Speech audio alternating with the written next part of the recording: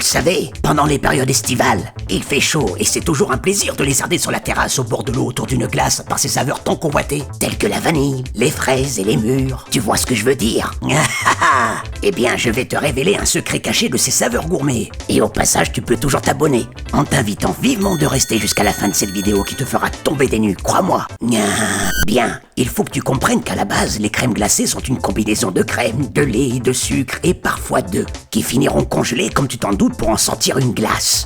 Par ailleurs, des stabilisateurs sont ajoutés afin que ces produits aient une durée de vie plus longue, notamment dans les centres commerciaux.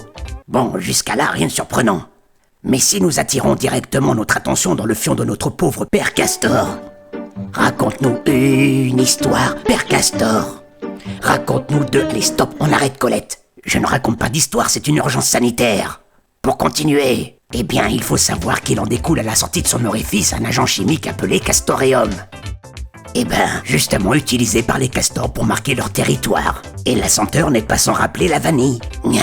Et cela va de soi dans l'intérêt de l'industrie agroalimentaire pour en faire un additif qu'on retrouvera dans de nombreux parfums et des repas préparés naturels.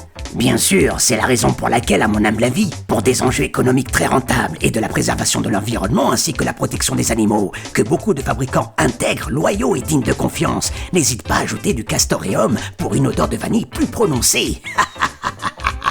Et grâce à ce système digestif unique, bien entendu au prix d'un massacre de rongeurs selon le cadre fécal de la Convention de Genève.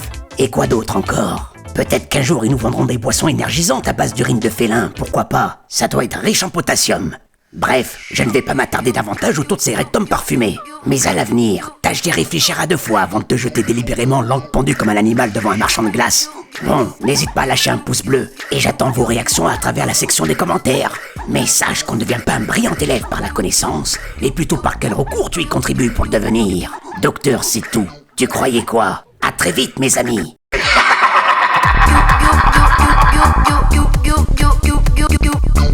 You